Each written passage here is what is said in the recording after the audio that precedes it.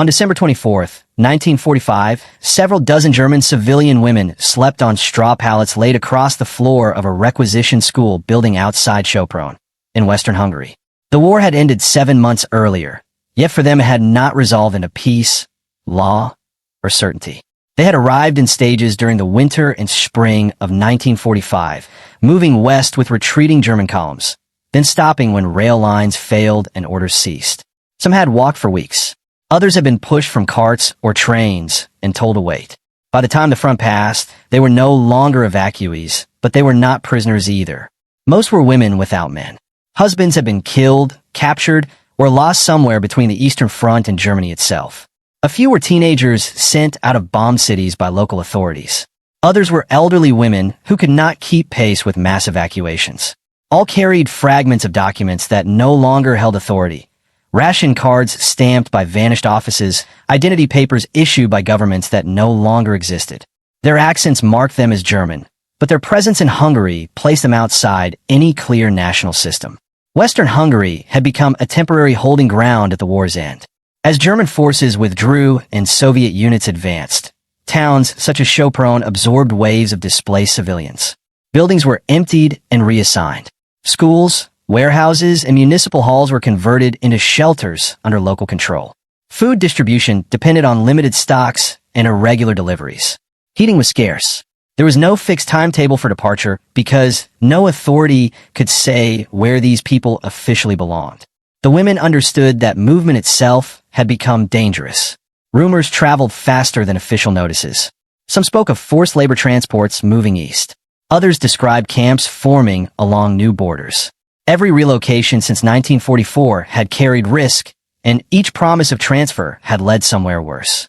By late 1945, many preferred stillness to motion, even if stillness meant hunger and cold. They slept close together, conserving warmth and listening for boots in the corridor. They were not registered as prisoners of war. No guard lists named them. No camp commandant issued orders. Yet their freedom was theoretical. Without travel papers, money, or transport, they could not leave. Without family contact, they could not prove destination. Their status was unresolved, and unresolved people were easily ignored. Weeks passed with no change. Days were marked by distribution times and head counts conducted by local officials who had little information themselves. Christmas approached without ceremony. There were no decorations and no organized observance. The date mattered only because winter worsened supply problems and because many had last seen their families at Christmas the year before. Some women spoke quietly of children left behind. Others avoided such talk. The night of December 24th was treated as any other. Straw was rearranged. Shoes were placed close to sleeping bodies to prevent theft. Silence was enforced by exhaustion, not discipline. Outside the building, authority had shifted several times since the spring. Hungarian administrators operated under Soviet oversight. Allied liaison officers moved through the region on specific assignments. International relief agencies attempted to create order from incomplete records. The displaced persons crisis stretched across Europe, involving millions. German civilians were part of it, but they occupied an uncertain position. They were no longer enemies in arms, yet they were not regarded as victims in the same way as deported laborers or camp survivors. For the women in Sopron, this distinction meant delay. Each new census or inquiry raised anxiety. Names could be misread. Birthplaces could disqualify. A single incorrect notation could send someone east instead of west. Those who had already been moved once feared being moved again. They measured survival not in years, but in transfers avoided. Despite this, small routines formed. Women shared information, traded favors, and watched over the sick. A few could speak Hungarian and negotiated for bread or potatoes. Others repaired clothing from scraps. These acts did not change their status, but they preserved a sense of self. Each woman remained alert to any sign that her situation might change, for better or worse. Several women kept mental inventories of what they still possessed. A coat could be traded. A spoon mattered. Shoes were checked each morning for wear. Illness was feared because it drew attention and because treatment was uncertain. Medical care depended on visiting doctors and limited supplies. Those who fell seriously ill risked removal to facilities no one could describe clearly. This knowledge shaped behavior. Complaints were muted. Injuries were hidden. Strength was performed even when it failed. Information came unevenly. One woman might hear a detail from a Hungarian clerk. Another might repeat a rumor passed by a truck driver. News from Germany was fragmented. Cities were said to be in ruins. Borders were said to be sealed. No statement could be verified. Still, every fragment was weighed. The women learned to listen for consistency rather than hope. Their memories of departure remained sharp. Some recalled being told the evacuation would last days. Others had been ordered onto roads under threat. Few had chosen this path. The sense of being acted upon, rather than acting, defined the months that followed. By December 1945, endurance had replaced expectation. The school building itself carried signs of previous use. Chalkboards remained on walls. Desks had been stacked aside. Children's writing was still visible beneath later markings. These traces reminded the women that normal life had once occupied the space they now used for survival. It reinforced the sense that their situation was temporary, even if temporary had already lasted too long. As the year closed, officials began reconciling records for the coming winter. Lists were reviewed again. Numbers were compared. Categories were adjusted. Somewhere beyond the walls, decisions were being reconsidered by people who would never sleep on straw or wait for distribution lines. None of these preparations were explained to the women, but the repetition of paperwork suggested that something beyond waiting was approaching, whether release, transfer, or another form of classification that would again redefine their lives without asking consent. It would be decided elsewhere, recorded formally, and delivered without explanation or appeal. Late on Christmas Eve, unfamiliar voices were heard in the building. Footsteps moved with purpose, stopping at each room rather than passing through. The women listened without rising. Experience had taught them that standing too quickly invited attention. Somewhere nearby, papers were unfolded and names checked against lists that none of them had seen. For months, they had existed outside formal decisions. Now decisions were being prepared. When the fighting ended in May 1945, authority in Central Europe did not arrive with clarity. Germany's surrender created borders on paper, but on the ground, control was uneven and temporary. Western Hungary sat inside a shifting zone shaped by Soviet occupation, Hungarian administration, and limited Allied liaison authority. Civilians stranded there were subject to rules that changed by district and by week. 4 German women without documents. This meant their fate depended less on who they were than on which office last stamped a form. The war had stopped, but governance had not yet begun in any meaningful sense. Allied planners had expected military collapse, but they had not prepared fully for the civilian aftermath. By summer 1945, millions were classified as displaced persons, and German civilians occupied the most uncertain category. They were no longer enemy combatants, yet they were not treated as liberated populations.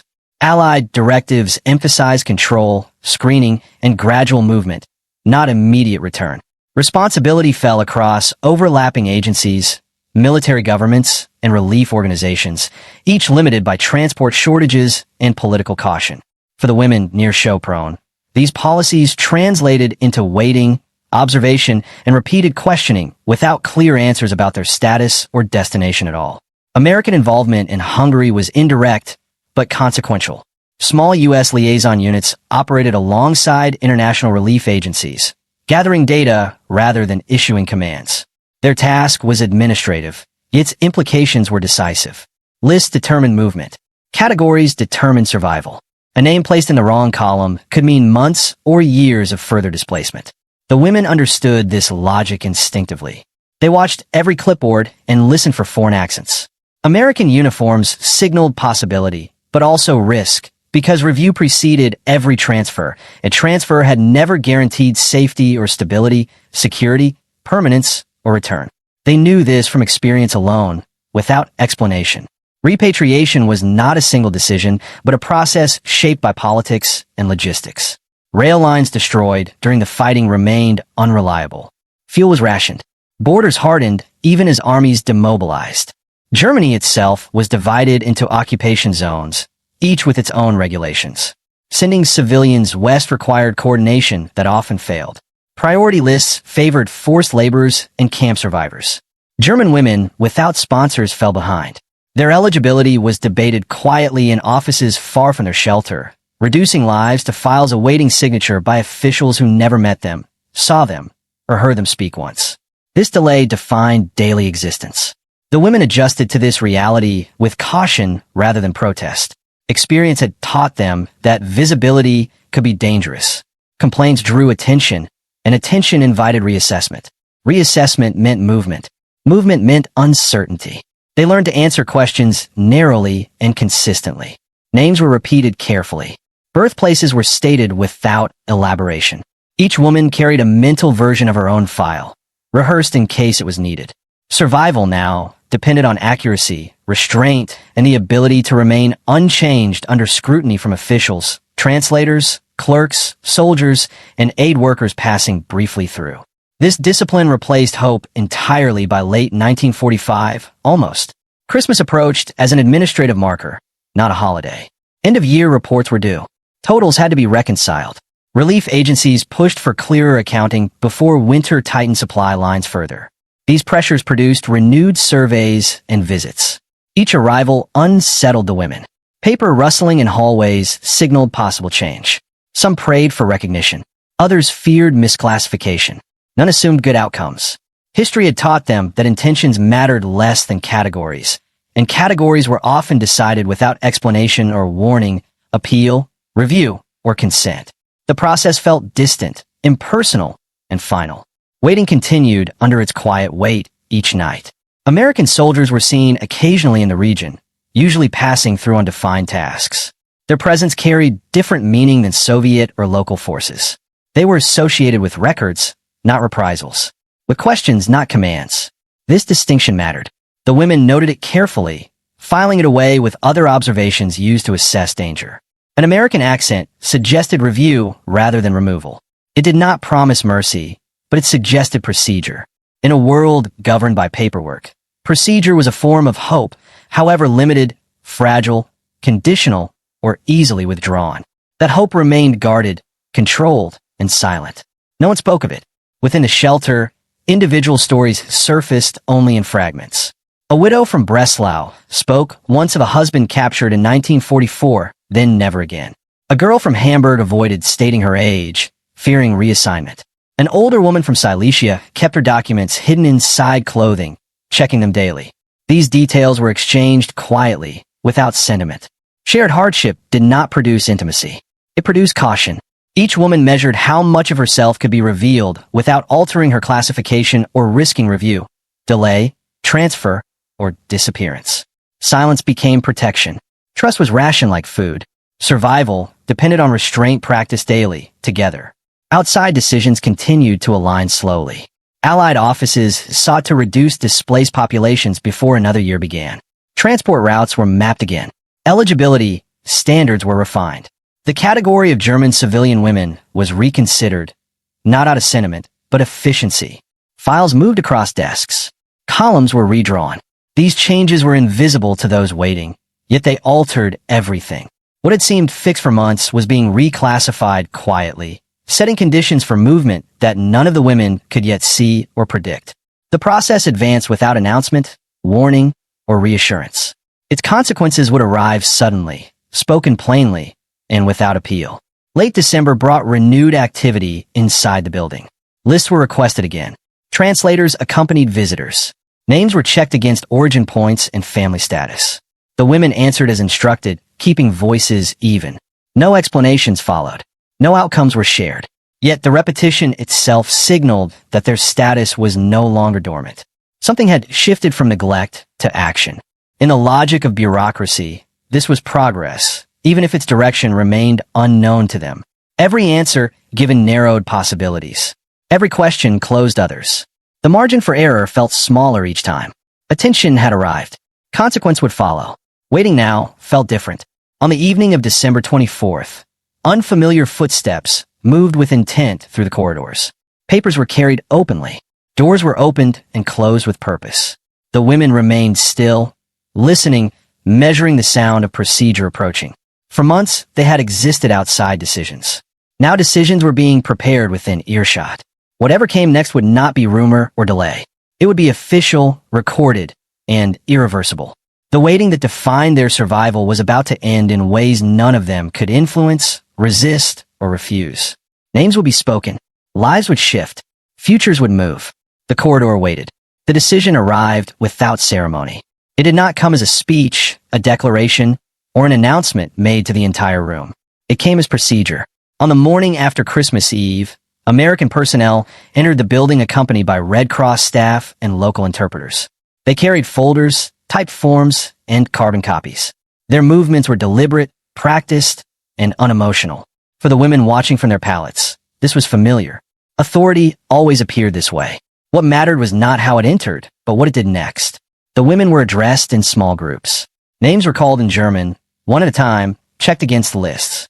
Each woman stepped forward, confirmed details already repeated many times before. Date of birth, place of origin, family status. No one was asked about politics or wartime activity. No one was interrogated. The absence of accusation unsettled them more than hostility would have. This was not screening for guilt. It was sorting, and sorting always carried consequences. The American non-commissioned officer leading the process did not raise his voice. He worked through the list with care, pausing when pronunciations were unclear, consulting the interpreter when necessary. His uniform marked him as administrative, not combat. He carried no visible weapon. This distinction mattered to the women, who had learned to read uniforms as signs of intent. Combat units had moved them before. Administrative units decided where movement ended. As each name was verified, it was marked. Some names were circled. Others received short notations. No explanation accompanied the marks. The women returned to their places without comment, watching the papers more closely than the men holding them. The room remained quiet. No one asked questions. Experience had taught them that questions slowed processes and drew attention. Silence preserved eligibility. After several hours, the procedure paused. The Americans stepped aside with Red Cross officials and reviewed the lists. The women waited again, now alert in a way that exhaustion could not suppress. This was the moment that mattered. Whatever had been decided would be delivered next, without discussion. The months of waiting had led here to a few lines of text that would determine whether movement meant return or further displacement. When the announcement came, it was brief. The interpreter spoke first, careful with phrasing. The women identified as German civilians, unaccompanied by dependents and without disqualifying factors, had been approved for westward repatriation. They would be moved through Austria in organized transport and handed over for return to Germany under Allied supervision. The process would begin within days. There were no promises beyond transport, no assurances about housing or family reunification. Only movement, only direction. The words took time to register. For many, Germany had become an abstract term, associated with loss rather than place. Cities destroyed, villages erased, families scattered. Yet the direction itself mattered. West meant not east. Home meant not labor. Return meant not another holding center. The announcement did not produce celebration. It produced stillness. Each woman tested the words against memory, waiting for a condition or reversal that did not follow. One woman asked quietly whether the decision could change. The interpreter relayed the question. The answer was direct. The list was finalized. Transport orders were being prepared. Barring illness or error, movement would proceed. The certainty in that statement carried more weight than reassurance ever had. Final decisions were rare. When they came, they ended something. This ended waiting. Reactions unfolded slowly. Some women stared at the floor. Others looked at their hands. A few wept without sound, covering their faces to avoid notice. There was no collective response.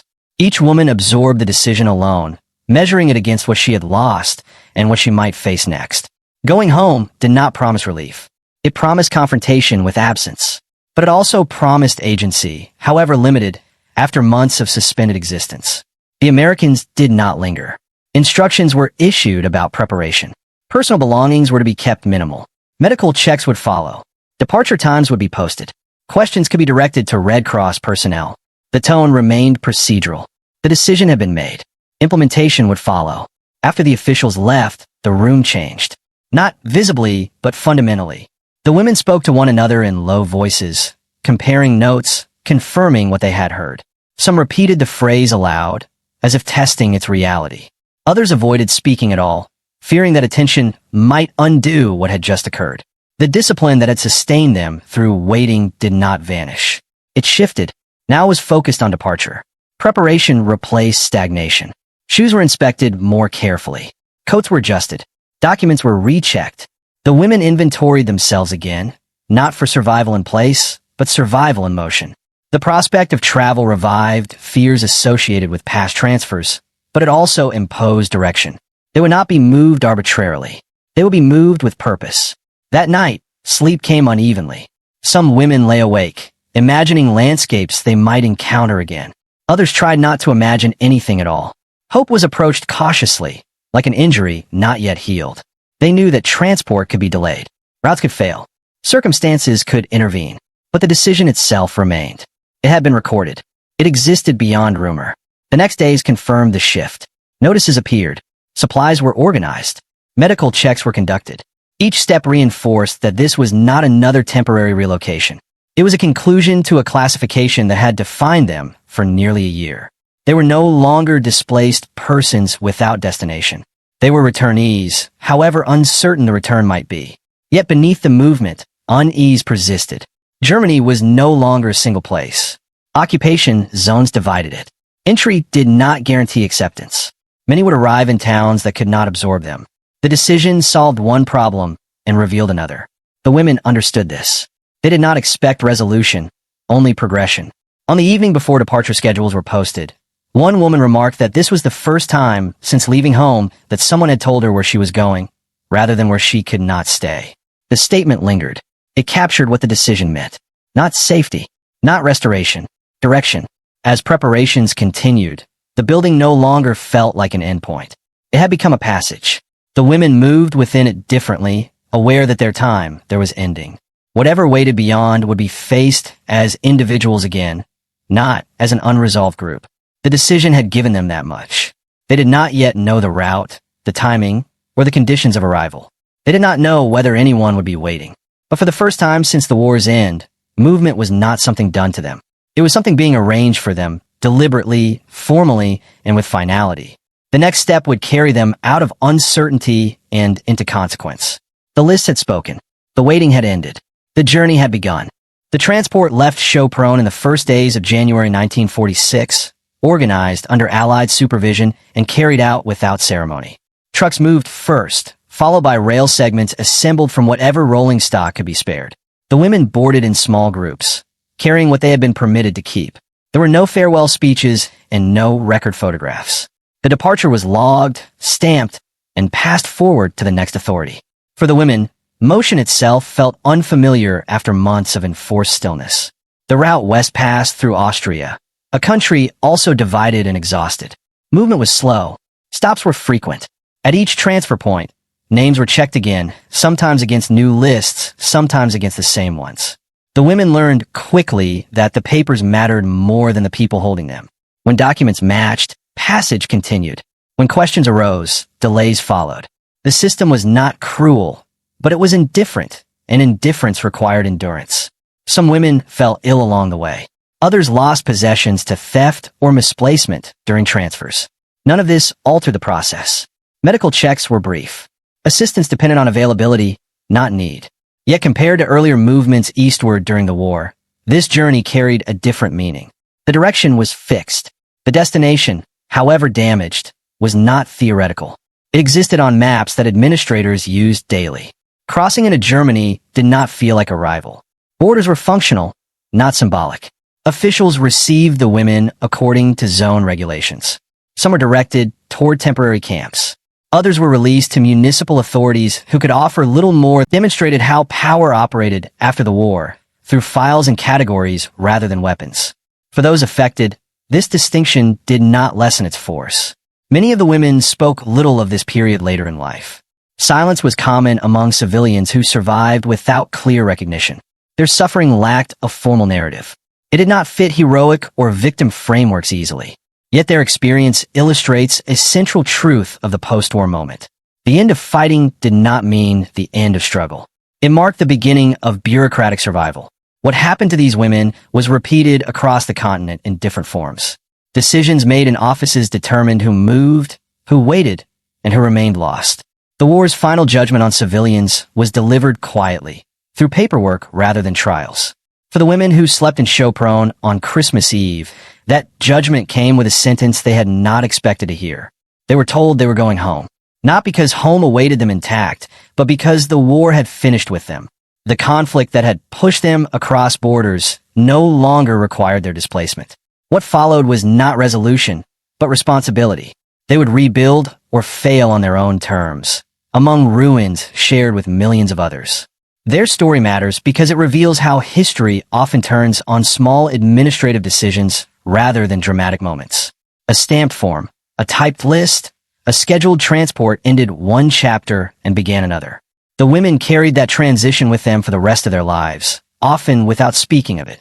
In remembering them, we are reminded that the war's aftermath was not experienced equally in ration cards and instructions. Cities lay in ruins. Housing shortages were universal. Employment was scarce. The returnees were absorbed into a population already struggling to survive. For many, the first days back were harder than the journey itself. Home addresses led to rubble or to strangers occupying what remained. Family members were untraceable or confirmed dead. Records were incomplete. Local offices were overwhelmed. The women discovered that return did not restore what had been lost. It only ended displacement as a category. They were no longer someone else's responsibility. Yet the significance of their return lay not in comfort, but in agency. They could decide where to wait, whom to ask, when to move again. These choices were limited, but they were real. After months of existing entirely within systems that acted upon them, this shift mattered. Survival no longer depended on classification alone. It depended on adaptation within ruin. Historically, these women remained largely invisible. Post-war narratives focused on soldiers, prisoners, and camps. Civilian women displaced outside formal internment systems left fewer records. Their movements were logged without commentary. Their experiences were considered administrative problems, not human stories. Yet their fate was shaped by the same decisions that defined Europe's reconstruction. The American decision to repatriate them was not an act of charity. It was a logistical resolution within a broader effort to stabilize occupied zones. But its impact was personal. It ended a period of suspended existence that could have extended indefinitely, or simultaneously. For some, peace arrived with parades. For others, it arrived with a sentence spoken plainly in a crowded room months after the guns fell silent. That sentence did not promise safety or happiness. It promised direction, and sometimes direction was enough to survive. It also challenges how victory is measured. These women did not experience liberation in May, nor justice in trials. Their war ended when an office closed their file. Understanding this gap matters, because it reveals how peace arrived unevenly, delayed by systems built for control rather than care. Their experience forces a reconsideration of who the war ended for, when it ended, and what ending truly meant. For historians, these details resist simplification and demand careful attention across archives and personal memory over time. That's it for today's story. And before you go, please tell us in the comments where you're watching from. We love seeing how far our stories reach. And don't forget to hit like and subscribe so you don't miss the next one.